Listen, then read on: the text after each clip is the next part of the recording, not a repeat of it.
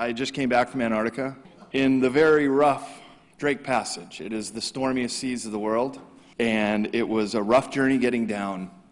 And within 90 minutes, we were all throwing up.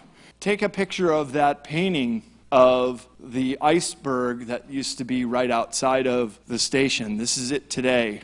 These dinosaurs are found in there, including species which have only been found in Antarctica, including this, what looks like a giant salamander guy. Well, I scratch my head because I still don't think we have technology today that can fly pole to pole at incredible speeds. All these people going down there in 2016, wonder what they were going to do or see. Maybe to see this. All but about 2 or 3 people on the ship, including our captain, fortunately, made it through because we needed him. I don't know how many of you have been seasick. Okay. In fact, 50% of all the people that go, even on the cruise ships, get seasick going to Antarctica. The Drake is the stormiest seas of the world. And it certainly was in our case. And what happens when you're seasick, first of all, for me, 2 days worth of food, gone. And then you can't eat. But the funny thing is you don't get hungry either. So anybody want a crash course diet, maybe consider the Drake Shake. It'll get you there. I lost 25 pounds. I'm still 15 pounds lower than I was a year ago. So it stays off. And another weird thing is my appetite has not come back yet. Maybe like 70% of what I used to eat. It's just I'm just not that hungry anymore. I don't know if it's still a result of that, but nonetheless, it was very stormy seas. And then when we arrived, we got to this place. This is called Arctowski Base, and it's a Polish base, and our captain and crew had set up this meeting. And each time we went to one of these research stations, we had a whole abundance of fresh fruit and vegetables, and they were so happy to bring that in, because that's the one thing they don't get from the supply ships, or not as frequently as we were. And this is a whalebone. This was an old whaling station. And I'll show you some other old whaling stations and tell you the devastation about what happened to the animals. Now, as Tony said, a year ago, when I was right here at Contacting the Desert, how many of you saw my presentation on the anomaly of the giants? Well, I made the announcement that I was coming to Antarctica at that trip, and some people didn't believe me. Now they do. And it turns out I had an apartment in San Francisco. It was a no-fault eviction, an owner moving to my building. So when life gives you lemons, make lemonade. That's what I say. And so I used the opportunity to do this trip, which I have been thinking about doing for a long time. And the way it all came together was quite spectacular. And that's my 2 presentations this year about that.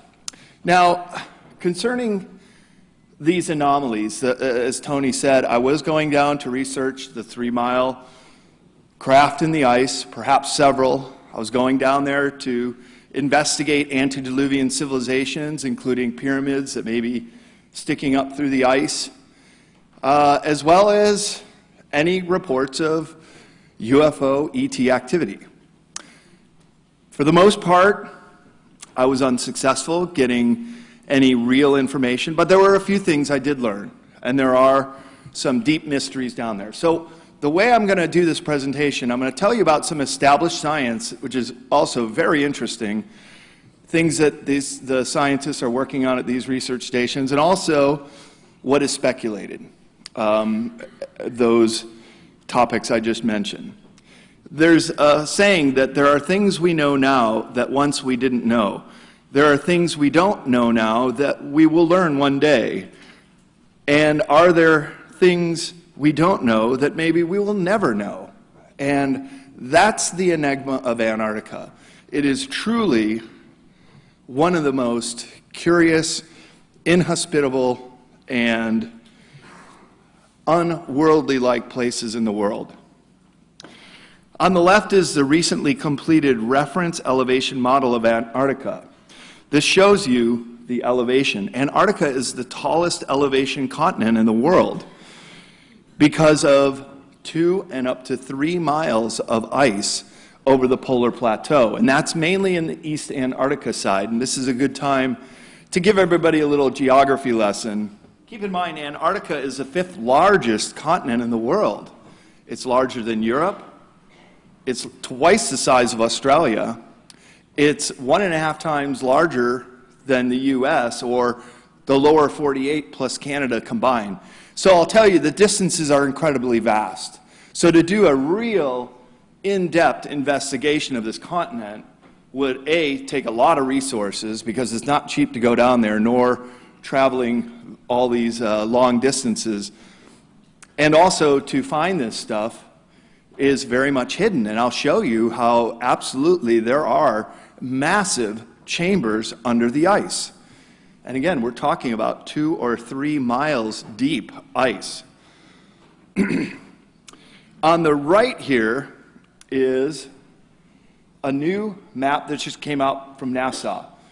This red area where we were on the Palmer Peninsula is absolutely losing ice. There's no question about it.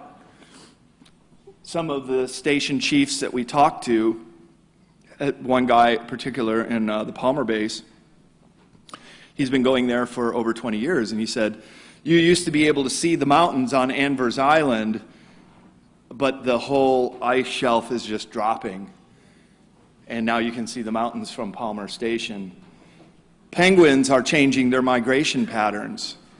Cold water penguins, such as the Adelie, are dropping in numbers, while other opportunistic penguin groups, such as the chinstrap and the gintoo, which we were able to see up close, are gaining in numbers. They come from the Peri-Antarctic Islands, which just means like the outer islands of Antarctica. Now they're moving in. They're opportunistic.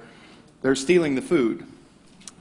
So, although Antarctica is extremely cold, and the South Pole, of course, is in the middle of the continent, the continent is almost entirely encircled by the Antarctica Circle, much as we have the Arctic Circle. What that basically means is, in 3 weeks, when it is our summer solstice here, it's their winter solstice down there.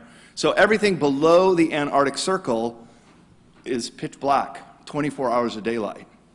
So where we were just 1 degree north of the Antarctic Circle, they're now experiencing 23 hours of darkness. And in 3 weeks, it'll be totally dark. So conversely, when we were there 6 months ago, it was 23 hours of daylight. That was also something that was very cool, to just still be light out at midnight, and then just a little bit of darkness around 2 or 3 in the morning, twilight, and then it's light out all the time. So we really got to maximize our time. So the interesting thing about this NASA map, and while you have extreme warming in red, you also have cooling and accumulation in blue. Somehow, nature has a way of balancing itself. You know the saying, water seeks its own level. If it's rising in one ocean, it will eventually rise all oceans. And I can't report that there is any sea level rise, and I live in the Bay Area, and that is also in one of these areas that is susceptible. Now, I absolutely know for sure glaciers are melting. Glacier National Park in Montana is soon going to have to drop that name, because there's not going to be any glaciers left. If you've been there, you'll see diagrams or photos of the 1930s of these massive glaciers, and now it's just a little pack of ice at the end of the summer. Same thing is going on in Antarctica. There is massive melting going on, but there's also accumulation. So it's almost like Mother Nature, in her divine wisdom, knows how to balance this out. And that's a very fascinating anomaly. Now, there is no one country that owns Antarctica. There are claims, such as Argentina, and they're very proud of their claims and how it relates to the black goo, one other very strange anomaly of the southern part of this world. But Argentina then claims this chunk of the pie. But a very brilliant thing happened in the late 1950s, and it was a result of the U.S. testing nuclear bombs close to the new Schwabenland area, which is Queen Maud Land, we'll talk about New Schwabenland, where the Third Reich set up shop in the 1930s. And then we're doing nuclear explosions called Operation Argus in the 1950s. And as a result, plus other military expeditions and operations, the Antarctica Treaty was set up. And although 7 nations now have territorial claims, this sovereignty is not recognized internationally. But these 7 nations, interestingly, Argentina, Chile, you can see how they would make a claim, even the New Zealand and Australia, but the UK and France and Norway also make claims to Antarctica. But fortunately, these are just claims. And with the Antarctica Treaty, it was ratified in 1962. No one country can actually own. But you can set up a research station, and about, I think, 56 countries have them, including the U.S., 3 big bases, Palmer, McMurdo, which is the largest base in Antarctica, and the Amundsen Scott base at the South Pole. We were able to go to the Palmer station, and that's very difficult to get to. It's only because I'm an American and I was with 2 others, and our tax dollars go and pay for it, that I was able to make an appeal to the station chief, and he let us come in. And I'll show you Palmer in a moment. But they usually decline requests to come ashore, and they have that choice. They're a very serious research station. They're watching the penguin colonies. They're monitoring climate change down there. And it's a big deal. It's very important work they're doing down there.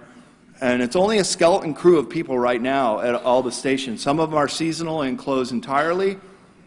For the 5th largest continent of the world, there's only 1,000 people there right now. So it'll show you how vast and mysterious and desolate this whole place is. And here is a map of those bases. Some of the Polish sailors who had been planning to do this trip for years were so excited to go, were equally excited to see Cape Horn. I said, well, what's the big deal? It's just this rock sticking out. And they said, well, just like every mountain climber looks at Mount Everest as being the holy grail of climbing, every sailor wishes to see Cape Horn, because Cape Horn is the holy grail to sailors. It is the most dramatic sight. And like myself, many of you are probably immigrants to America. My family came through Ellis Island, and although my ancestors didn't do the Cape Horn trip, keep in mind, before the Panama Canal, that's where you came through, that Drake Passage. The Beagle Channel is just right through the bottom there, but then the Magellan Straits, and I'll talk about Magellan and the 500-year anniversary at my workshop later today, including the Patagonian giants that Magellan encountered 500 years ago. But for Antarctica, you can see the dispersion of bases. Here is McMurdo, or the nickname is Mactown, Amundsen Scott at the South Pole, and that's Palmer there. And then the region we're going to focus on is up here. This is New Schwabenland. This is now called Queen Maud Land. It was renamed after the Antarctica Treaty, but if you guys come to my booth, I have a map from Nat Geo, pre-Berlin Wall coming down, and it still says New Schwabenland on the map. And I marked it up with some of the sites I'm going to show you here. But there are other claims, mostly in the East Antarctic side, and they all kind of take a wedge. Some of the wedges overlap, but are generally not recognized. So the Antarctica Treaty was signed in 1959 by 12 nations operating there at the time, and now it's 53 nations who have ratified it. And the brilliance of the Antarctica Treaty is that it ensures that countries that are active on the continent and surrounding islands south of 60 degrees consult on the uses of resources where there are no wars. So it's a demilitarized zone. It's a biosphere, not a national park. It's an international preserve. And part of the Antarctica Treaty states that you can do what I did. You can go down there. So it's a bit of a myth that I actually thought that it was going to be difficult. And people have been coming up to me and saying, well, weren't you restricted? No, we weren't. We were on a sailboat. All we did was get stamped out of Ushuaia by the Argentinian Navy, and that's a good thing. You want them to keep an eye on you. And then we were like in no man's land for 26 days. We were not recognized of being in any country. And so when we got down there, we had a Zodiac on the sailboat, and we could pretty much go wherever we wanted. There were no restrictions. There's no people down there, at least not in a few places where we saw a station. It's like, oh, great, there's a station, let's go. We just wanted to see people sometimes. You realize how lonely it could be when you're, and we had a great crew. Everybody got along, there was no fighting, and they were a lot of fun, this Polish crew we were with. And by the way, we don't consider ourselves on a sailing trip as guests or as tourists. You're part of the crew. And as part of the crew, we were all required to take a 3-hour shift on watch. And that is strapping in to a life vest and a harness. And I'm telling you, you are as close as that edge away from death if you fall off. And on these stormy seas, the water is sub-Arctic cold. You will die of hypothermia within minutes. And the way the boats are going in the rough seas would be very difficult. So I was up there on watch a few times after I started getting over my seasickness. So there is a barrier of entry getting in to the White Continent here, and it's not really that easy. But once you do, the beautiful thing is, it is this protected biosphere, and they're prohibiting mining, they're prohibiting, of course, whaling, or all the species are protected now, and, this is very important, no military operations. None. It's the law. And if any of these countries see you doing it, you're in trouble. Now, that's not to say there can't be covert activities, but it goes against the Antarctica Treaty if you do. This is where we went. This is the Palmer Peninsula on the left, an area called Paradise Harbor, and it is extremely beautiful. And the colors are just blue, white, and black. It's a lack of all primary colors except for blue. We were up on the deck of our boat one day, and I was commenting to Emily and Luke, the other American, how you just don't see any other colors. And my youthful indiscretion, I used to scuba dive. I went down about 250 feet in the blue hole in Dahab, Egypt, and that's way deeper than you should go scuba diving. And what happens when you go that deep? You lose all the primary colors except blue. The only colors you see are black, white, and blue. Same thing in Antarctica. So it's very much an alien planet. I'll get into a little more of that too, what they're doing there. This is Port Lockroy. This used to be a British research station. Now it's a museum. We see a lot of cruise ships. Cruise ships only go down for 6 days. 2 days over the Drake, which was half the time it took us on a sailboat. But we got 15 full days in Antarctica where they only get 6.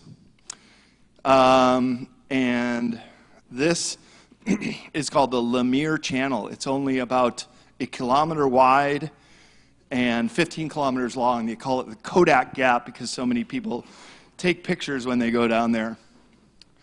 The southernmost continent and the site of the South Pole, Antarctica is virtually uninhabited. Ice-covered landmass. The enormous amount of ice has formed through the accumulation of snow over millions of years, and it exists in a state of dynamic equilibrium. the amount of snow deposited in any one year is relatively very low. It is the driest continent of the world, too. Static electricity is a big problem at the South Pole because it's so dry. And it's also over 9,000 feet up. It's the highest continent, as I mentioned. Most cruises to the continent go to this area of the Palmer Peninsula. About 90% of the tourism goes by cruise ship. Very few get to go by sailboat just because there just aren't that many going. And I'll tell you, when we got to Ushuaia, I had no reservations. I had nothing. I didn't think I was going to be able to go because we went to some Antarctica half-price stores. And if anybody's thinking of going, you can go there on the shoulder season. That would be November or March, and get really good deals. You can do a cruise ship for about $6,000 or less. We got our passage for $6,000 a person, and that is actually a really good deal. Most are about $8,500. So we get down there, and it's right before New Year's Eve, and everybody's like, "You're coming right in the middle of high season, dude. I don't know what you're thinking. We're all filled up." And it looked kind of bleak. And then this is how things go. You just kind of have to be there, put yourself in the right place, and dig into the fabric, ask questions, and meet people. And my Spanish is not very good either. But we met a travel guide who said, well, there was one spot available on a sailboat. You should go down there and talk to the guy. And Emily, bless her heart, she says, you need to go. You go solo. I'll find something to do here. I'm like, no. We're going to figure this out. We're going to go together. So we go down there and meet the captain. And yeah, one spot. And he says, maybe we could squeeze into, but he wanted $8,600 a person. I offered him 10 for both of us, then 12. And I'm like, that's kind of the cap. Well, he had some other people, and that trip didn't work out, and it wasn't as nice of the boat as the Polish boat. And all the while, we're stepping over the Polish boat from Gdansk, Poland, it said on the boat, and eventually he's like, hey, they got some spots. So we met the guy on New Year's Eve, or right before it. We went to a New Year's Eve party at the Ushuaia Boat Club, and that's when I started my line of questioning. Do you know anything about massive craft under the ice? Do you know anything about antediluvian civilization? Do you know anything about pyramids or any ET sightings? And I was talking to seasoned captains who have been doing this every single year for decades. And this is when I started getting my no. One guy had been to Schwabenland. He's like, no, we ain't find the Baxes, mate. But I am looking for those little darts that they were dropping down from the Luftwaffe, and I couldn't find them either. But it's so huge that you could be looking right here, and what it is right there, and you not find it. So there are many ways to miss it. So I'm not saying that it's not there. I'm just saying we couldn't find people to identify it. So in addition to the geographic or geodetic South Pole is the ceremonial pole, where all lines of latitude meet, and that is where the Amundsen-Scott base, located right there. 2 maps, one from my lonely planet, just to show you 4 South Poles. How could there be 4? Well, there is that geographic South Pole that we all know about. There is also the geodetic, or the South Geomagnetic Pole. And this is where all of the southern lights, and I'll show you some pictures of the southern lights. We have Aurora Borealis in the north. They have Aurora Australis in the south. And there's a lot of references to Australis. Terra Australis is the name of the lost continent, because it was speculated long before it was discovered that there was a southern continent. But it wasn't until the sealers and the whalers sighted Antarctica in 1820. 1820. It's only 200 years since we've known that this continent exists. But I'll show you at the end some maps that show that perhaps long ago, there was some knowledge of Antarctica. You also have the South Magnetic Pole. This is where all compasses point south, and this has been moving off of the continent. Just like the North Magnetic Pole is racing across the Arctic Ocean, it had been fairly stable around the North Hudson Bay area. It's now heading over to Siberia. This could suggest a pole shift could be coming up, and I will conclude this talk with some information on that. And finally, you have the pole of relative inaccessibility, and that is the farthest point away from anything in the world. It's the farthest point from any coastline and any civilization and anywhere. So, guess that counts as the fourth pole. And Antarctica is the world's largest active volcano system in the world. 91 known and active volcanoes, some of those under the ice. And I'll tell you what the implications of that in a moment. But here we are on Deception Island. This is another whaling base. Here you can see our boat coming in. This is a strait called the Neptune Bellows, named by those whalers and sealers of old because it's always blowing wind out of there. This is a sunken caldera. It's actually still an active volcano. We went over here and the sand was steaming. Had the tide not been coming in, we could have taken a hot spring, laid down in the warm water. We were in there with our bare feet walking around, coming up to see some old whalers who had passed away. This whole whaling station was devastated by a volcanic eruption in 1969 that basically melted a glacier, and it became like a slurry of rocks and water and just wiped out all these historic buildings. But some of the graves remain.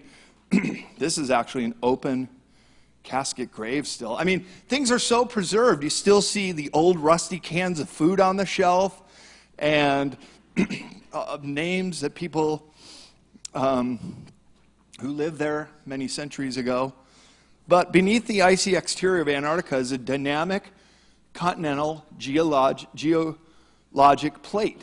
These tectonic plates are very much at work, and in places the continent is slowly being torn apart by the rifting, similar to that in East Africa. In fact, one of the fault lines is connected to East Africa. That's the one that goes through New Schwabenland. And I'll show you the Schumacher Ponds that were discovered by a German aviator of the same name, and that's where they built the New Berlin base, or Point 211.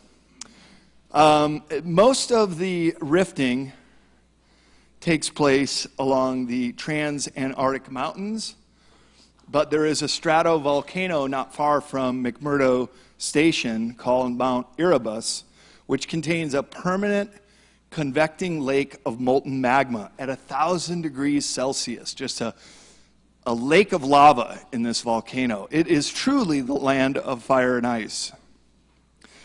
West Antarctica is where most of the volcanism occurs, in the front of the Trans-Antarctic Mountains. And this is one of those outer islands in the South Shetland group. So on this trip, we went to King George Island, which was Arctowski. Then we landed in Deception Island, and you can see the big protected bay here. Many shipwrecks right here, including some recently. There's a jagged rock that's only 2 meters below the water that has sunk ships as late as 20 years ago. So it still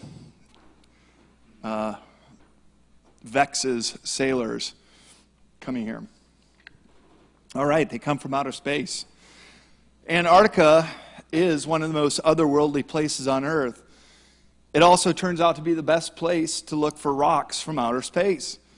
In early 1970, a few Japanese glaciologists discovered the first concentration of Antarctic meteorites, 9 pieces in all, near East Antarctica's Queen Fabiola Mountains.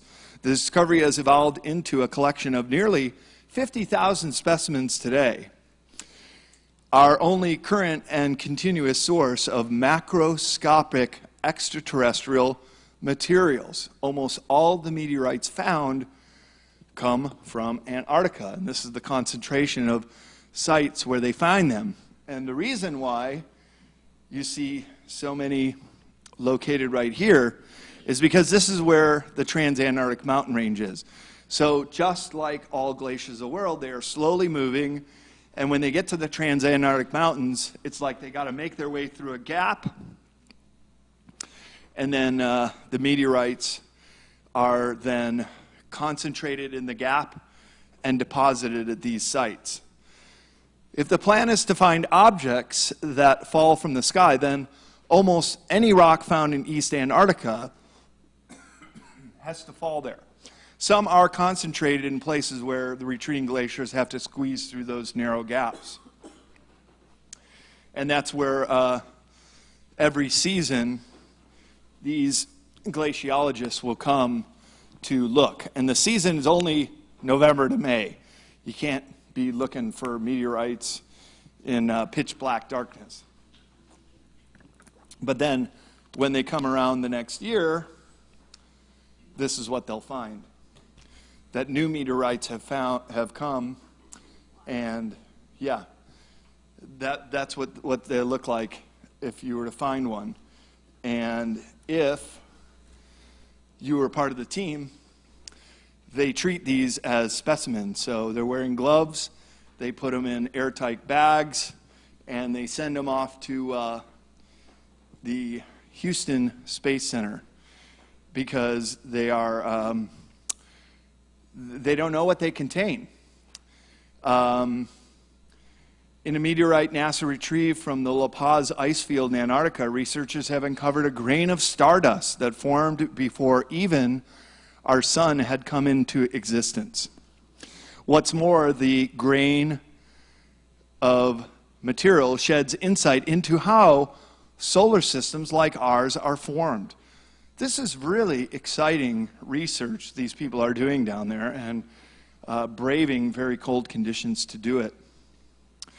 The investigators from the Antarctic Search for Meteorites program note that meteorites are rare scientific specimens, and outside of Antarctica, only a few are recovered each year.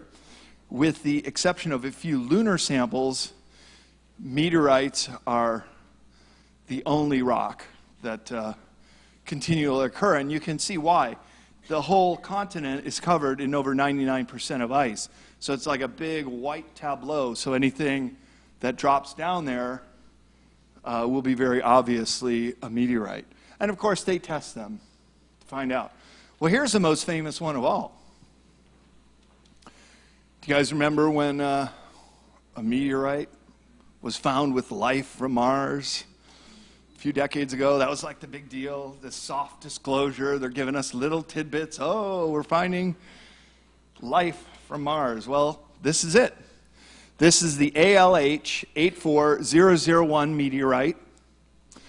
And some NASA researchers have suggested that the Martian sample may have traces within it of ancient biological activity on Mars. So there's your Martian people. There's your little green man from Mars. Microscopic little creatures living in a meteorite that they found there. And like all Antarctica specimens, meteorites are collected only for scientific purposes and protected by the Antarctica Treaty. All these specimens are bagged with sterile tongs to protect them and then shipped to NASA laboratories. And then they're shared among scientists around the world who are interested in studying meteorites. So a part of the Antarctica Treaty is this sharing agreement that it is a continent that is reserved for science and research. And in fact, the Palmer base where we went is funded by the National Science Foundation. There is no military there at all. We didn't see any. And we were told that the military only acts as a backup. So if there's an emergency evacuation, it's possible for the military to intervene, or in the case of supplies or support. That's really all the military is supposed to do. There are over 150 subglacial lakes which have been discovered in Antarctica, and many connect with under ice rivers. So these subglacial lakes sit at the base of large ice sheets, and they do remain liquid year-round. It could be because of the volcano keeping them warm. It could be that they're under the ice and protected from the freezing that way. But mostly they're because of the geothermal heating from the earth, the insulating effect of the overriding ice, and the enormous pressure of the ice overburden on top. This meltwater collects in hollows, as you can see here, forming the lakes in bedrock, indentures, and connected to other lakes by under ice rivers. So it is absolutely true that there are rivers and lakes that interconnect, and maybe that illustration of a civilization may be an illustration, but these subglacial lakes were only discovered in the 1960s, so this is a very recent phenomenon. And here you go. This is a map of what these subglacial lakes and connecting rivers look like. So there very much is an interconnection of rivers. And remember, water seeks its own level, so if it's melting from a volcano in the middle of the continent, it's going to have a river, it's going to have an outlet, because the warm water will melt its way through one way or another. There's one region here called the Lake District, and they're using side-scan sonar radar to detect these lakes. There's so many of them in this area, it's called the Lake District. Of course, they're all under the ice. And here you can see where Lake Vostok is. This is really fascinating. This is in the top 10 largest lakes of the world, completely under the ice. Lake Vostok is about the size of Lake Ontario, and it is much larger than any other subglacial lake. It's 50 kilometers wide and extends more than 240 kilometers, kind of this L-shaped lake, way deep under the ice. It turns out that the Russians have a base at the South Geomagnetic Pole right around here. So they were able to drill down there. You can see what a task that would be, coring through the ice 2.2 miles. They just did that in 2012. But it was a contaminated drill. They have to use kerosene to keep it from freezing. It wasn't until 2016 that they actually got a lake sample, and what they found was remarkable. They've already detected bacteria that has never been seen before, and the suspicion is it may be bacteria that lives on a kind of fish that lives in Lake Vostok that's totally undiscovered. So there could be life forms down here that live under the ice right now in total darkness, but you can imagine what it would be like in the summer, just this blue hue of light percolating down through the ice, but probably pretty dark. So the drilling is very difficult because the glaciers, they move around, and the drill bits sometimes get broken, and it's very difficult. So to get someone down there through one of these drill holes would be a monumental task. And where Lake Vostok is, it's 3.7 miles up. All right, here's our southern lights. Unlike the aurora borealis, which I saw in Montana one time, you can see sometimes at southern latitudes, the southern lights of the polar region are among the least seen ever because there's just so few people down there. Really only viewed by a few hundred people each season. those overstays that are there for the winter. The auroras are named after the Roman goddess of the dawn, and millions of miles away, the way they're produced is the sun produces electrically charged particles that are blown outwards across the solar system in a continuous solar wind. As the solar wind passes the Earth, the charged particles are attracted by the Earth's magnetic field and are drawn to its two geomagnetic poles. As the particles pass through the atmosphere, they interact with atom molecules and ions in the upper atmosphere and light up into this display of light. And when seen from outer space even, they're quite amazing. And they take on different colors. They can even be blue, sometimes a hue of red. And the northern and southern lights actually occur simultaneously. We just couldn't see them when we were down there because it was 23 hours of daylight. But the Aurora Australis holds this particular mystique because so few people have ever been in the position to see it, because the daylight hides it when you're there in the summer. So here is Palmer Station. There are 60 operating scientific stations of 23 nations. And it's funny, everyone you go to has these signs, like everybody must miss home really bad because they post their little towns and stuff where they're from. This one's the Chilean base called Brown. This is a station here. The water is just so beautiful and blue. I told you I'm a scuba diver. To be up, we did this hike up this hill, seeing whales and seals like 100 feet down. This is our boat out here, so usually we'd have to radio in, and they'd give us permission to take the dinghy aboard. And all of them have little gift shops. I think I'm going to wear my my Palmer swag on Sunday at the panel. Yeah, you know, the astronauts get to wear their flight suits. I get to wear my Palmer suit. So everybody has their little gift shops. You can go in there and buy patches or stickers or clothes. And this is the Palmer base. They don't connect the buildings because if one of the buildings catches fire, it won't destroy the rest. And it could be a while before you get relief. This is Bob Farrell, the station chief of Palmer. Here's Emily, Luke Dog, and myself. National Science Foundation welcomes you too. It's all paid for our tax dollars. So it is an advantage of being an American. In this case, we were invited to the Palmer Station. Didn't get to see too much of their research. Apparently, Lonely Planet, believe it or not, Lonely Planet produces a 250-page guidebook to Antarctica.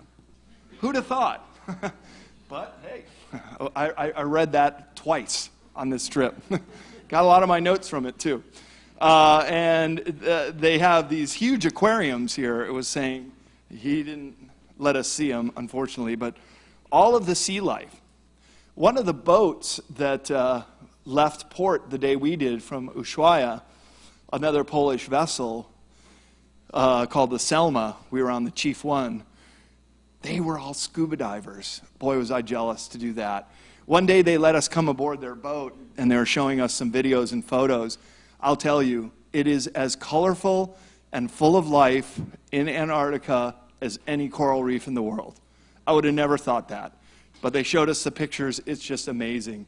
Sea anemones, little spider crab things crawling around, fan coral. I don't think it's really coral, but some colorful sea life.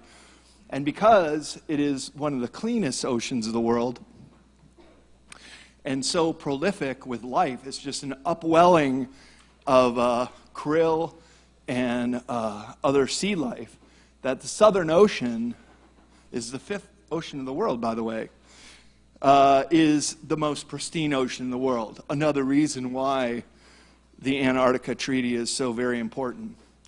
And although there are no permanent human residents in Antarctica, there is right now a winter population of about 1,000 people. This number increases on these stations to about 3,750, but by far the largest proportion of people that come here are tourists and the support staff of tourists. So we did the numbers, found it's only been since about the 1980s have people been going down there. Now it's up to about 300,000 a year will make it down there. If you multiply that, all the years that people have been going, divided by the population of the Earth, it's 0.002% of all humans on Earth have been to Antarctica. That's how remote and desolate it is. Another way of looking at it, the tourism season begins November until March. If Antarctica were 100 people, 56 would be tourists, 38 would be staff and crew, and only 6 are the scientists. So overwhelmingly more tourism and support staff than anything else. And one of the great things they're doing down there at South Pole Station is these very sensitive monitors. And I'm going to tell you more about South Pole when we get into the speculation part. But they have extremely expensive monitors which are watching these cosmic rays. This is a very new story I've been talking to Dr. Sala about. It's coming out of the Earth at a 30-degree angle. Usually cosmic rays are coming at the Earth. But this is coming out of the Earth at the South Pole, suggesting perhaps a large cavity, or like the neutrinos, which are passing through the Earth. And this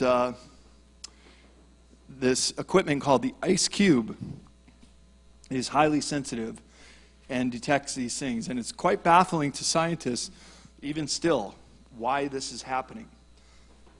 And back in 2006, they just started discovering these cosmic waves coming out. Well, this is kind of a funny video. It was told to us that every new arrival that goes to a station has to watch the thing. That's the first thing you do when you get to a base. And these are some pictures I took as soon as I got back. I said, Dad, we got to watch the thing. And what do? They find a massive craft under the ice. And this is all make-believe. All of these names and where they found it and their bases. But it does look like it's around New Schwabenland. Yeah, they call it Bonning Wildland. But all those other names, I couldn't find any verification. But it's funny that the thing would be the movie everybody's got to watch. Aliens are down there. Well, you know, Antarctica being the highest and driest continent, it does have some life. And that life is in the form of lichen, mosses, and algae. These are indigenous to Antarctica. The largest piece of life that actually lives on the continent year-round is a tiny little springbok, like a little mite. And one of those captains I met in Ushuaia told me about this seal. This is in the Dry Valley. That seal is over 3,000 years old. It climbed up there somehow, found its way in, and it's so dry there that the seal is mummified. It's literally freeze-dried, and they go there to study it. It's the most studied dead animal in Antarctica. Hey, that's science in action for you folks. And this is what these dry valleys look like. Linda talked about this a little bit yesterday too, when the driest, quite paradoxically, one of the driest places on Earth. It's just the way it's situated, shadowed by mountains, and how that seal got through the ocean and up there is a big mystery. It must have been chasing something. And Antarctica, as strange as it sounds, is essentially a desert. The average yearly total precipitation is only about 2 inches, and that's 0.04% of it is these dry valleys, is exposed land. Over 99% of Antarctica continent is covered with ice. The remarkable dry valleys of Victoria Land came about when the transantarctic mountains were uplifted faster than the glaciers could cut their way through the sea.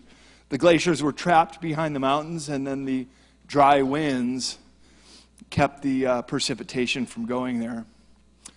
So that's how it stays dry. Well, this was a fossil, a copy of a fossil, that a picture I took in the Palmer Station of this plesiosaur, more commonly known to us as the Loch Ness Monster. Yes, they live down there. And if you saw Linda's talk yesterday, she discussed how Antarctica went from a tropical climate to a permanently frozen one. Not too far away from those dry valleys I just showed you, primarily at the top of the Beardmore Glacier. This is a paranormal hotspot, but in this case, there's a mountain up there called Mount Buckley, where 4 different Mesozoic finds have been collected. The early Triassic assemblage is dominated by cynopicids, an extinct group of animals that link primitive reptiles to mammals. In addition to the terrestrial animals, large extinct marine plesiosaurs have been found on the island near the Antarctic Peninsula, where we were. These long-necked animals with paddle-shaped fins, made famous by the Loch Ness Monster, are not actually dinosaurs per se, but more aquatic reptiles, technically speaking. But these dinosaurs are found there, including species which have only been found in Antarctica, including this, what looks like a giant salamander guy. Where was it found? Beardmore Glacier. I may have the opportunity to go back next year. Somebody contacted me after one of my interviews and said, yeah, we want to go there. Where do you want to go? He's asking me, set up your itinerary. So we would go through, there's 3 entranceways. You go through Ushuaia to the Palmer Lands area. You go from New Zealand to McMurdo, Beardmore, South Pole, or you come from South Africa to go to Queen Maud Land or New Schwabenland. And I would like to do them both, but I think you get more bang for your bucks, because he said we may be able to get Nat Geo on board. These are the discovery huts near McMurdo. This is Mount Erebus with that lake of volcano debris, and this is the Transantarctic Mountains. And Linda talked about the Beardmore Glacier as where the silver discs were seen, and possibly where those under the ice massive black basalt chambers or craft may also been. But that's the speculation part, which we're going to get to real soon. So hang tight. This is just going through the last of the scientific discoveries down there. These 2 large capisosaurids with skulls nearly a meter long lived during the Middle Triassic. This Chiostega colossani is a new genus and species found only in Antarctica. The ribs of the prosopods were found in the mouth of another dinosaur when it died, leading to the assumption that the carnivore may have choked to death on its last meal. And these were smaller than their predecessors, but again, only found here in Antarctica. Well, this is Manuel Novillo, and he is a marine biologist at the Argentinian Brown Station, located on the Palmer Peninsula. He is showing us the ice fish, which are endemic only to the waters surrounding Antarctica. They use the underside of the ice to lay their eggs. These fish are related to the mackerel. Their blood is white, and they have no hemoglobin. They're a totally unique species that has adapted to sub-freezing Antarctic waters. And they create a sort of antifreeze in their body to be able to survive in sub-freezing waters. So these species are, these ice fish are extremely important to the seal population and the penguins, which feed on them. There's another view of them. No hemoglobin, just totally unique. They're only fish, vertebrated fish, that do not have hemoglobin in their blood. instead of having red blood like most of the fish, it is white or translucent. And he was there catching them. That's what he does. He goes down there seasonally. He's also the guy that told us about a sighting in the other Argentinian base, which I'll get to here in a minute. This is back to Palmer Base, and Bob Farrell, the station chief, said when we were in the galley, which is the mess hall, he said, take a picture of that painting of the iceberg that used to be right outside of the station. This is it today. On Pi Day, which is in March, a few years ago, this whole thing has been receding and melting. It broke off, and now they discovered a new island. New islands are being discovered in Antarctica every year as the ice recedes. And this is very interesting, and when I get to the maps of Antarctica of old, including the Piri-Reis map, they show islands which are covered in ice, but now we're starting to discover that this area, especially the western Antarctic Peninsula region, is one of the most rapidly warming places of the Earth.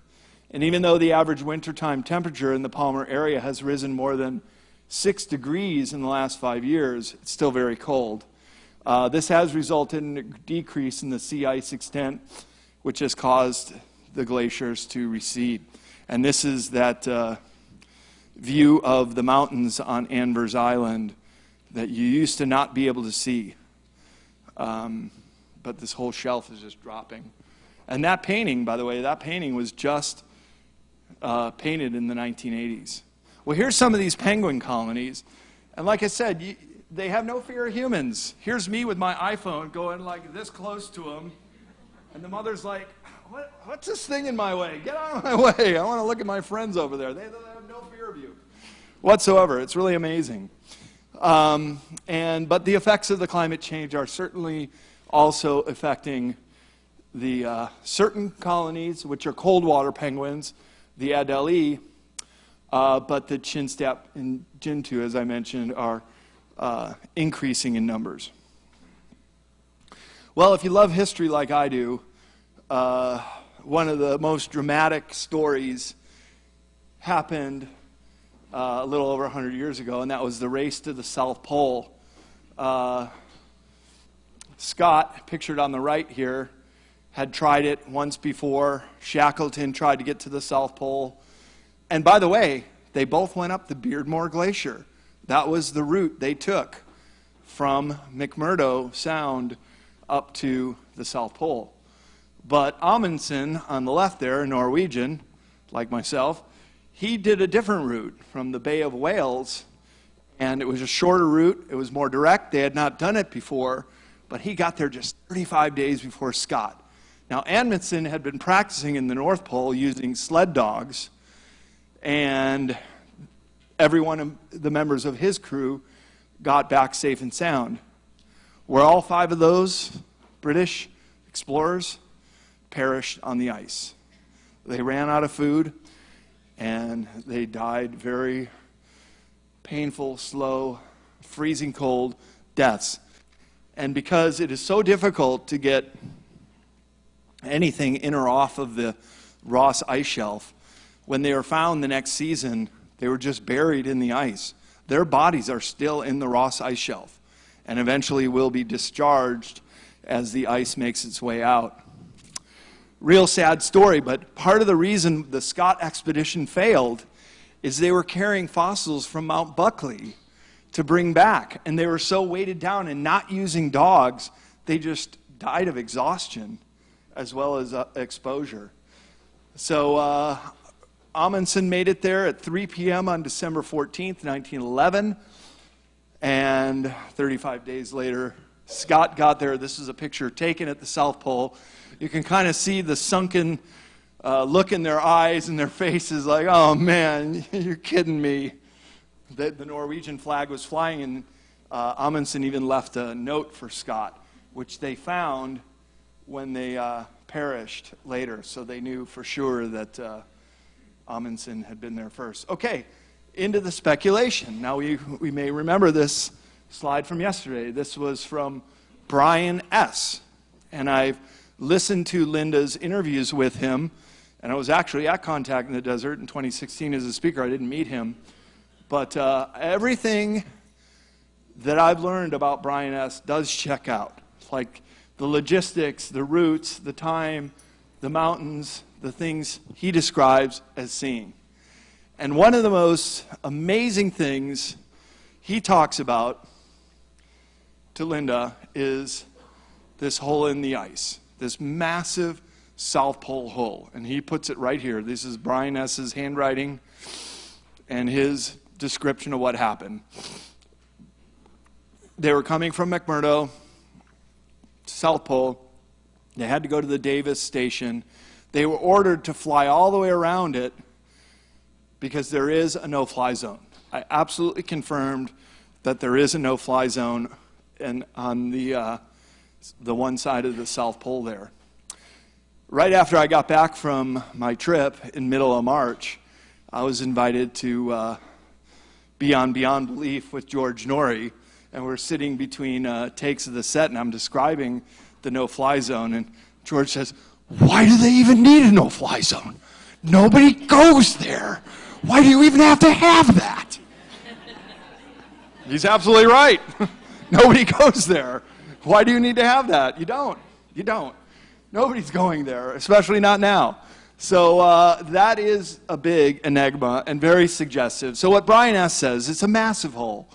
And Admiral Byrd, very respected in the Navy, led Operation High Jump, which I'll tell you about in a minute. He said that he flew over the South Pole, saw this hole. It is so massive. He took his plane into it, enough room to fly around inside and back out. That's how big it is. And as you can see, if these are real images, it's something to behold.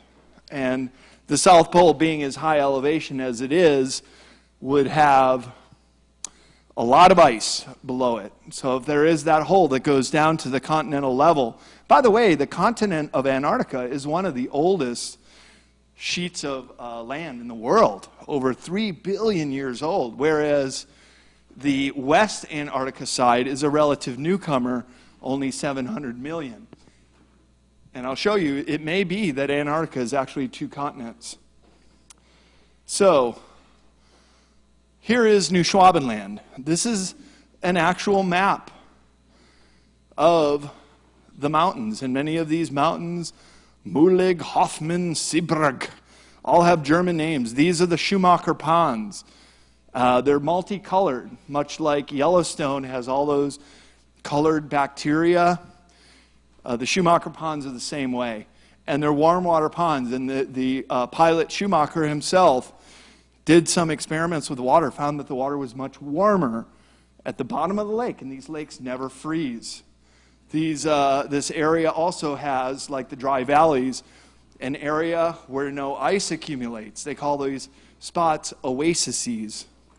And I was reading this book by Henry Stevens called Dark Star about Antarctica, and he said there were reports of German soldiers even growing their own crops in the summer in this area around the Schumacher Pond. So this is the presumed location of Base 211, the New Berlin base, which Admiral Dölens said in 1943 that we have created an impregnable fortress for our Führer.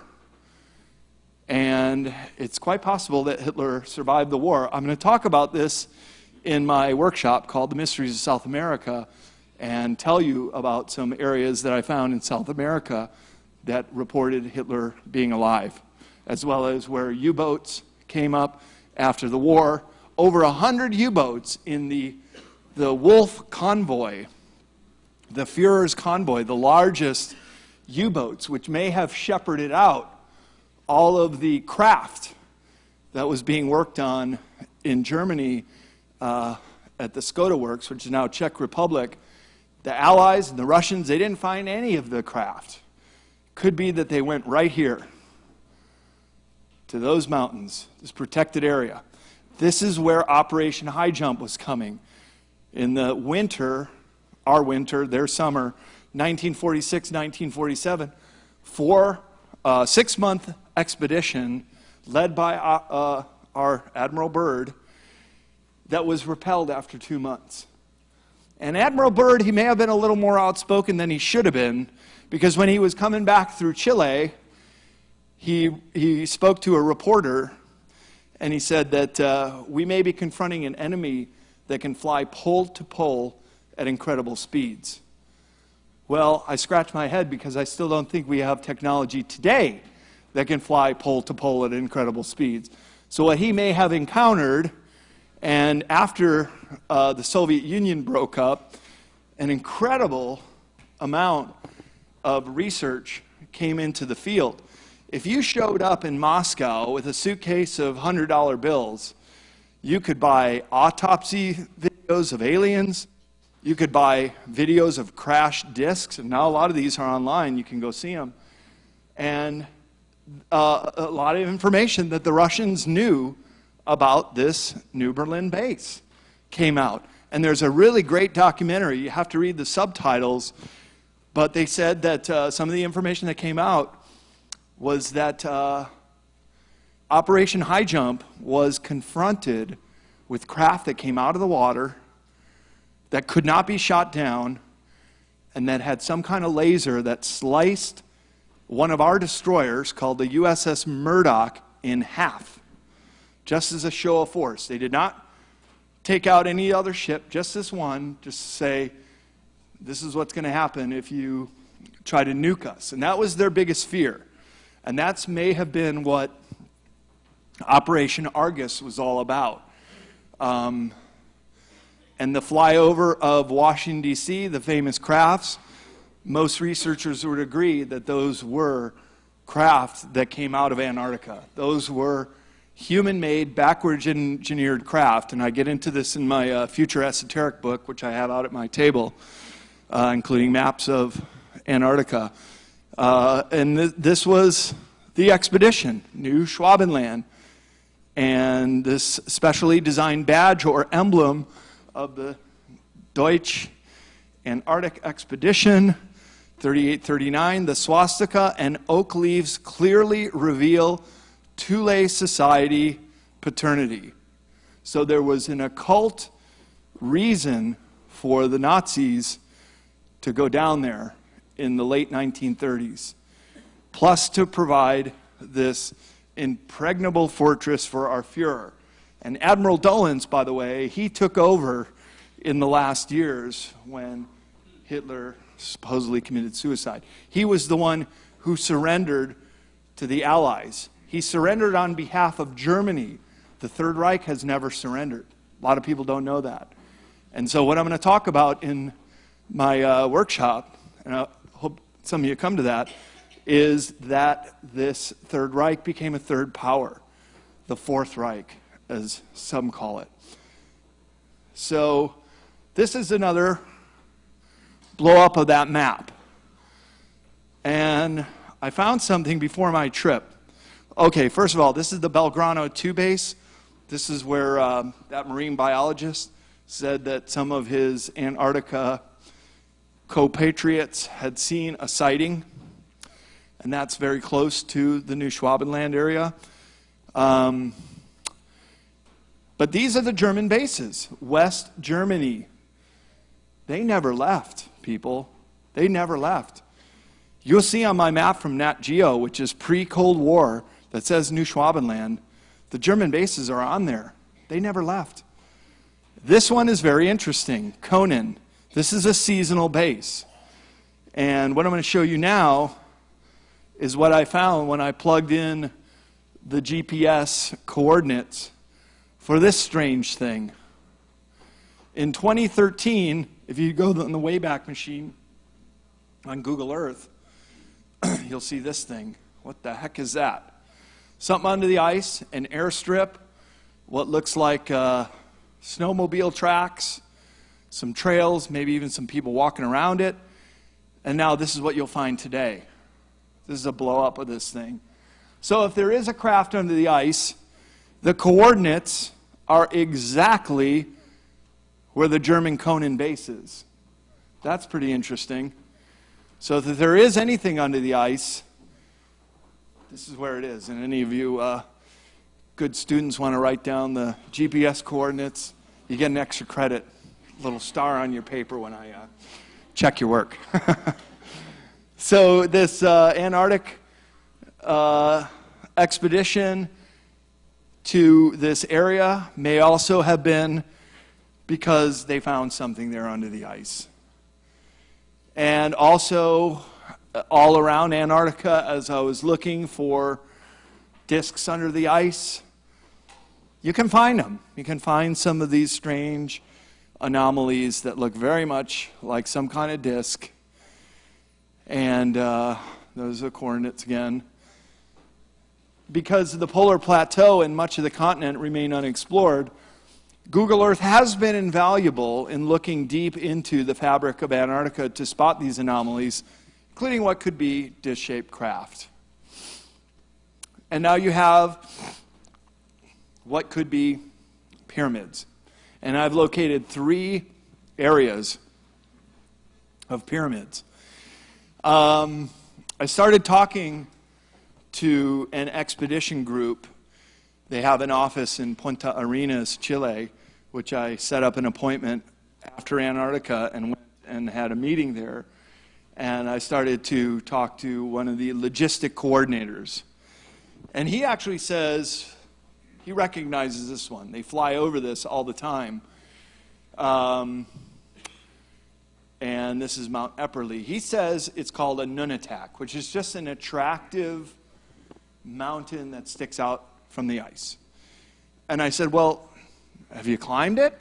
Have anybody gone down there? Well, no, we just fly by it, and we just think it's cool to look at. Well, how do you know that maybe it's not created? Well, he didn't have an answer to that. He said, well, I'll check and see if anybody's climbed and get back to you. He hasn't gotten back to me on that yet.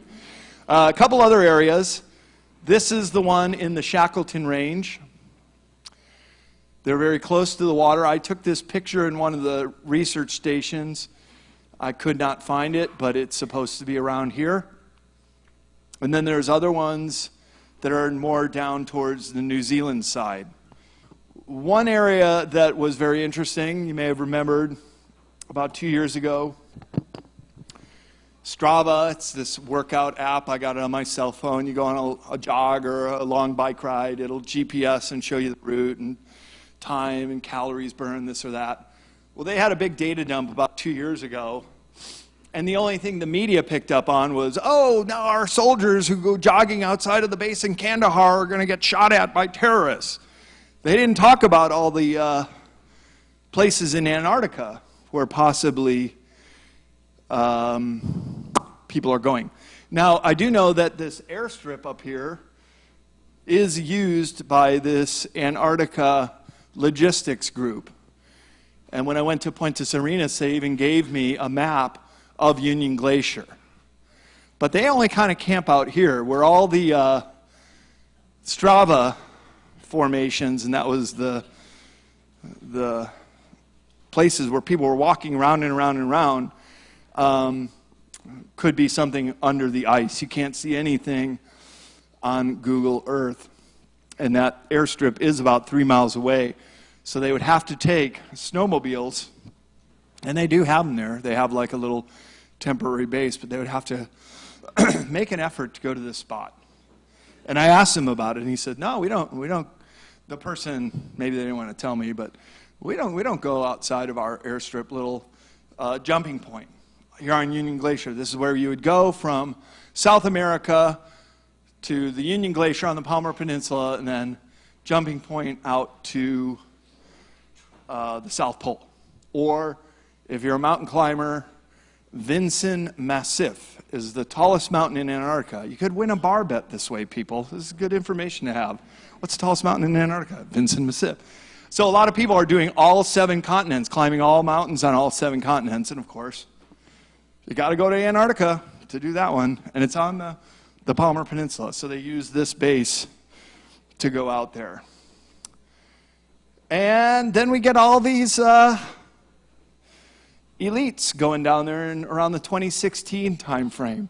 Here's John Kerry on election day. You'd think he might have tried to help his party win the election, but no, he's in Antarctica. Here's Patriarch Krill blessing a chapel. He goes all the way to bless this tiny little chapel and to see the penguins. Prince Harry, cross-country skiing to the South Pole, and he is the second son of Princess Diana. All these people going down there in 2016, wonder what they were going to do or see. Maybe to see this. My good friend, researcher Ryan Gable in the back there, pointed out that the only place that these pictures have ever been seen is in this video called The Orion Conspiracy.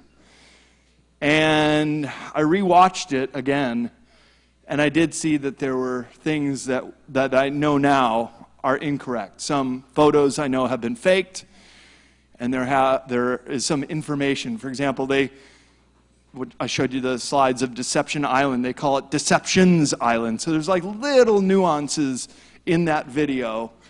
This could be a CIA creation. Let's just say I'm much more skeptical now. Plus, my logistics coordinator said that this kind of helicopter does not exist in Antarctica. Not a one. So maybe these are little clues. Maybe this is an incredible Photoshop job. I don't know. But these are the photos that came up. Some people say that this craft was discovered in 1975. This is that big 3-mile across one that I was trying to find information out and showing these slides and pictures to anybody who would care to talk to me about it.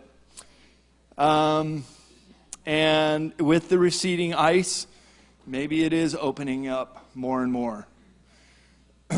So, potential for an alien base, yes, there is very compelling Google Earth pictures of what looks like this metallic top opening. This is actually really large. You could fly a craft or a plane into it. And there are two of them right next to each other, about 5 miles apart. Not a very good shot, but this is kind of the entrance to the other base down here. This one comes out a lot better in Google Earth. So the question is, are they ours or are they theirs? Or is it some kind of optical illusion of sort? That's sort of hard to believe when you can kind of see the little lip above the opening and kind of that metallic top. Now here's Admiral Byrd. Maybe it's a spoof shot as well as this one. I don't know. I've just been collecting this information and putting it out there. And Admiral Byrd did make some comments that he thought there was an advanced civilization under the ice in Antarctica. And I mentioned that he also said that he flew his plane into the opening of the South Pole too. Maybe he was like Eric the Red, who named Greenland, and there's no green on that land. Maybe it was just ways to exaggerate a story. I don't know. But the fact that he was such a high-ranking admiral and had led Operation High Jump, it kind of leads me to believe that people like this don't really hoax things. And then the other thing, this is why all of this speculation is just so flip-flop, because there are also Google Earth images which are clearly masked out. Look at that, that's pretty sloppy. It's like the way they mask some of the moon images of terracing and civilization, just really crude white splotch over the front. So what are they doing? Clearly there's some things they don't want us to see. Clearly there's things they're either letting us see or perhaps putting in little artifacts. So there are established no-fly zones over Antarctica, the largest being the South Pole.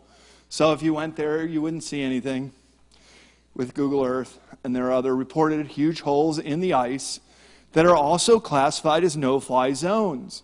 And this is interesting because if the Antarctica Treaty stipulates that this is a land owned by all of us, the land surface dwellers of Earth, there shouldn't be any no-fly zones.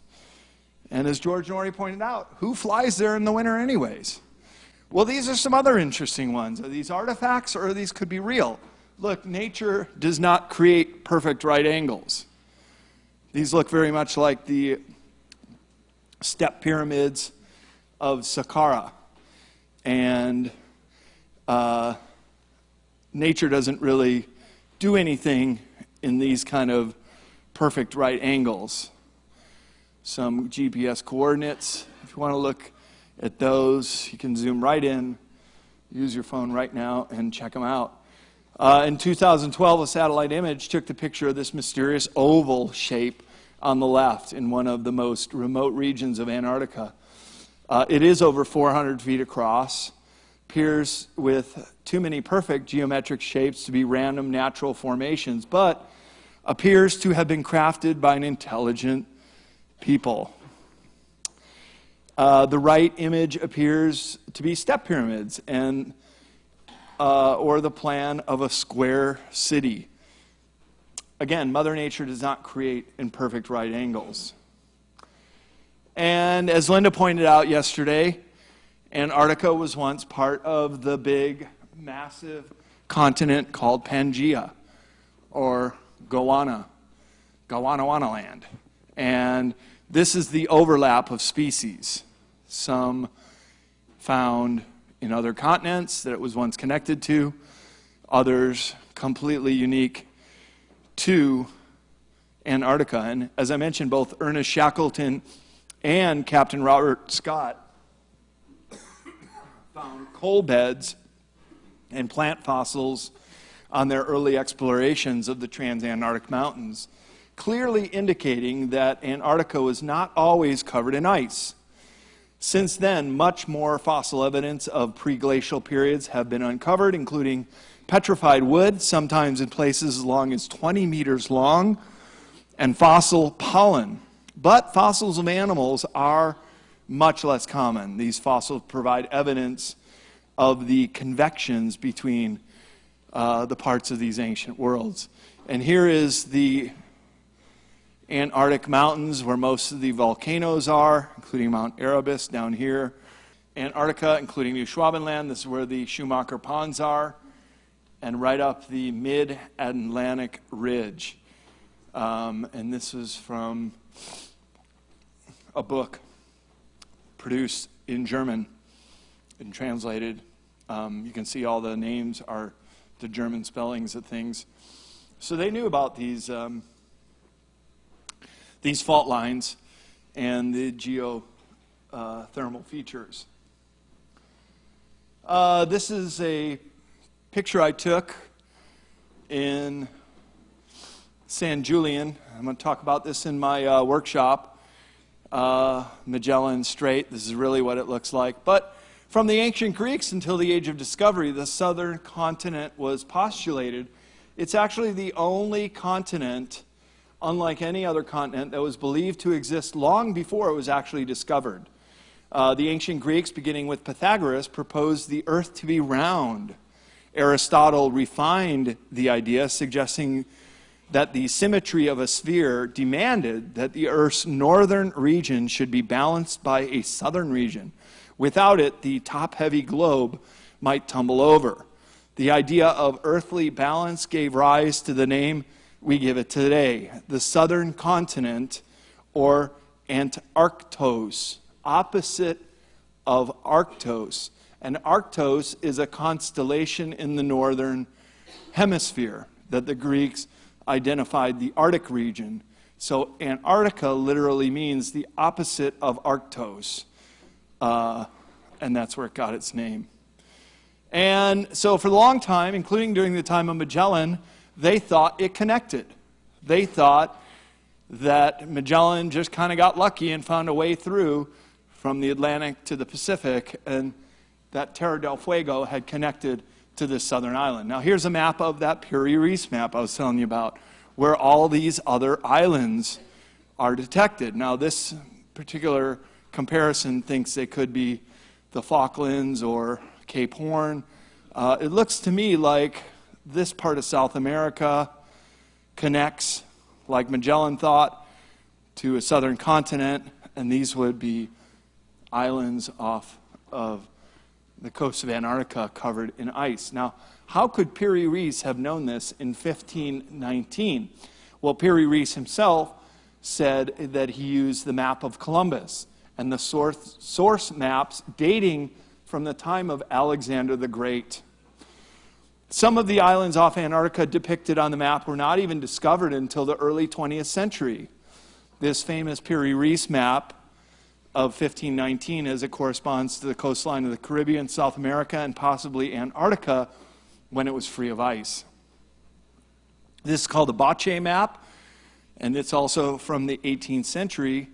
And it looks like this map maker had some information that maybe Antarctica was two continents.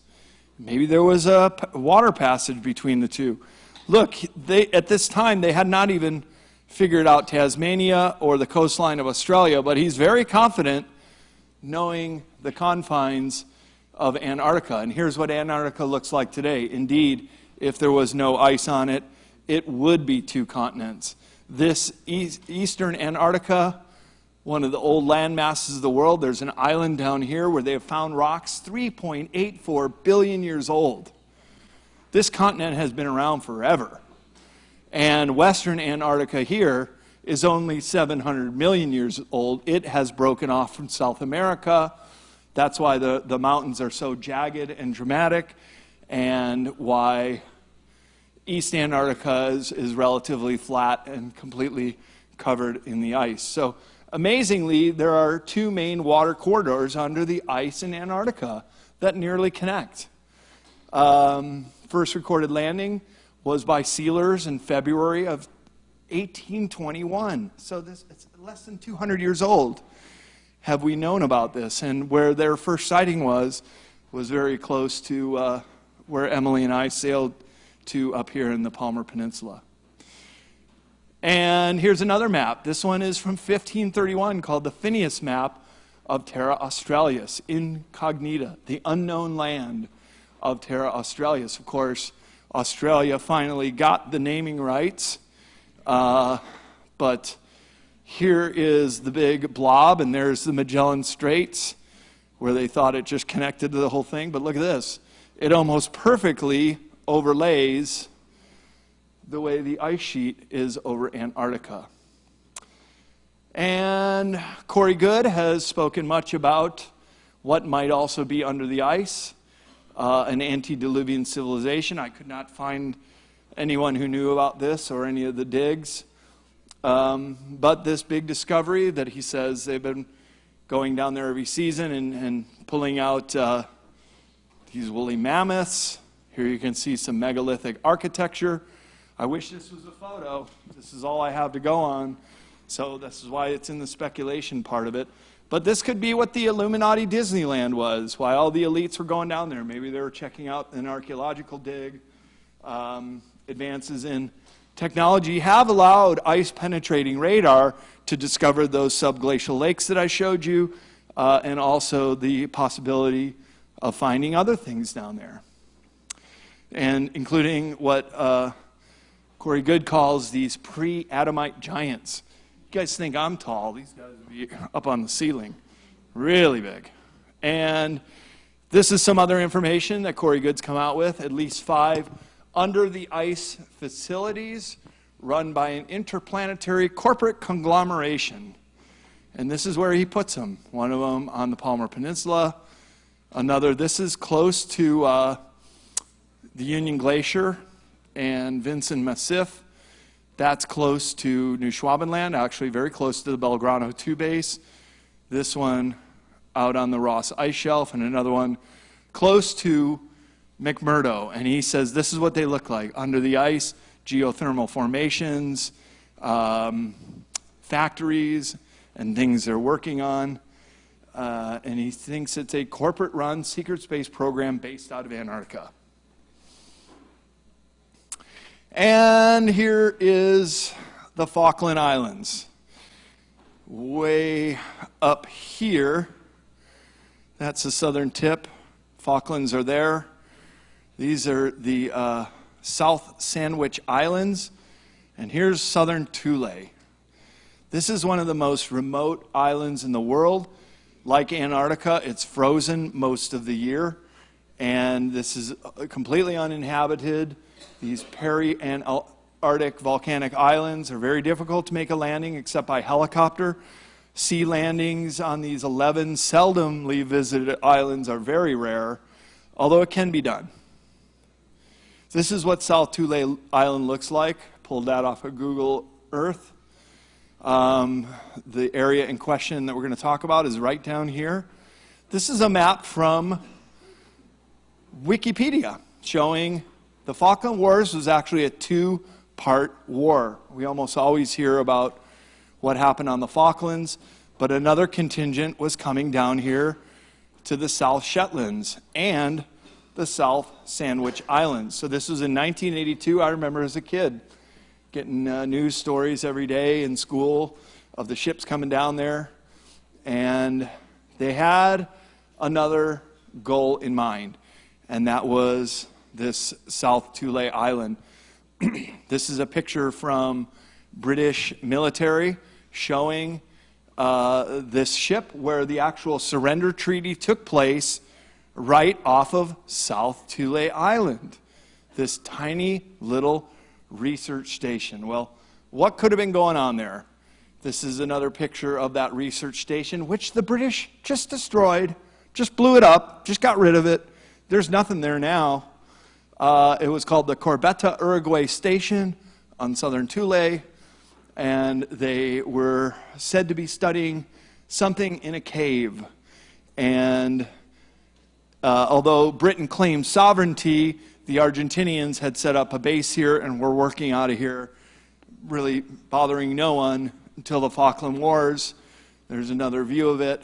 The cave would be in the mountains here. And this is where, supposedly, the black goo comes from. And this may be the real reason why the Falkland Wars was fought. What is the black goo? Well, it is this AI substance that can be used to rapidly clone any life form. It was brought to Earth by a benevolent ET group shortly after the Toba eruption 74,000 years ago. At that time, it created basically a nuclear winter over the planet. There were so few humans, you could fill them, all the humans on the world, in a big stadium like Texas Stadium.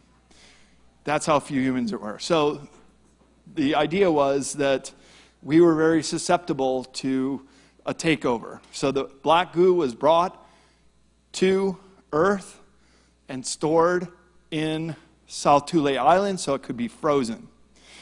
I could do a whole presentation on the black goo. It's very, very interesting because after the black goo was taken back to the UK, it got loose. A bunch of scientists at Marconi Labs died under mysterious circumstances, and it sounds like this thing has gotten loose. It could be behind the Morgellons syndrome. It could be that it's taken on new forms. If it's AI, it has some kind of intelligence of its own. And there's some great videos showing this stuff self-organizing itself. Like, it'll just look like tar in a jar, but if you put another jar near it, it starts moving. It wants to connect. It wants to grow into each other. And when we were down there, I found this article in Nexus magazine called Coevolution and Interplanetary Adventure. And it states that this is an ET talking to an intermediate human, saying that when we set up one of our bases at southern Thule Island, there was good reason for this. It was not only isolated, but it suited our work, but it was also infected beneath the surface with what I call a black plague. It's a concentration of this black goo, and it also, the article goes on to describe how the British kicked them out, that the ET base had to move, that if the black goo were ever let loose, it could wreak havoc with not only humans, but all living species. And it's interesting that the Morgellons fibers are now showing up in pets and other mammals. So it could be that that's what it is. And so this this black goo may have been what the Falkland Wars was all about, because it really didn't make sense that they would go down there and capture these islands that were so remote and more sheep than people and very desolate. So I mentioned to you that the South Magnetic Pole is shifting.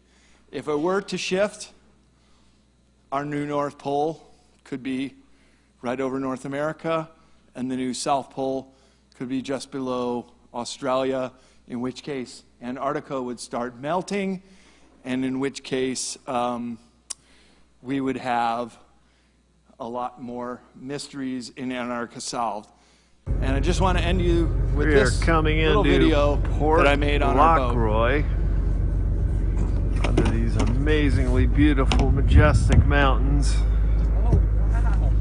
And here are a bunch of whales frolicking and feeding, flashing us some whales' tails.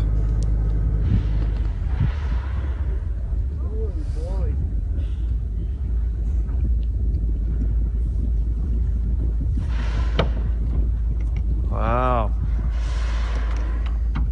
Posted this video, and a naturalist friend of mine said these are right whales. They're very rare.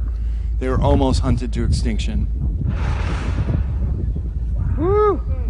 That is very close. It's only about 50 feet away. Oh boy.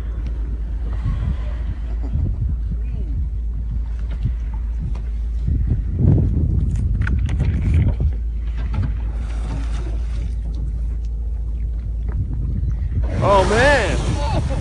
Ho ho ho! Right under! Jeez Louise. Did you get that? I did.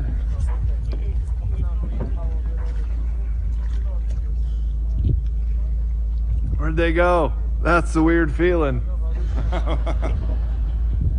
Hope it's not Moby Dick.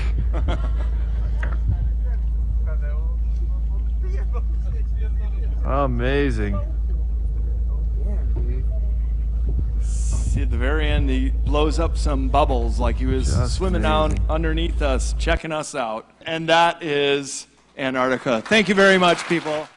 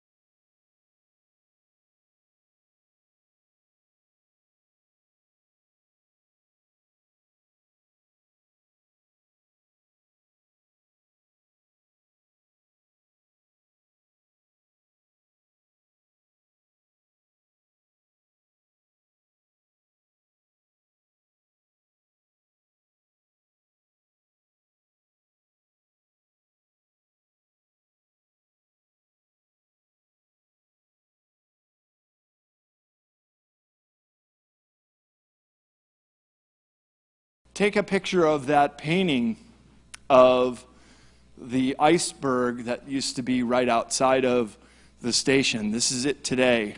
These dinosaurs are found in there, including species which have only been found in Antarctica, including this, what looks like a giant salamander guy. Well, I scratch my head because I still don't think we have technology today that can fly pole to pole at incredible speeds. All these people going down there in 2016, wonder what they were going to do or see. Maybe to see this.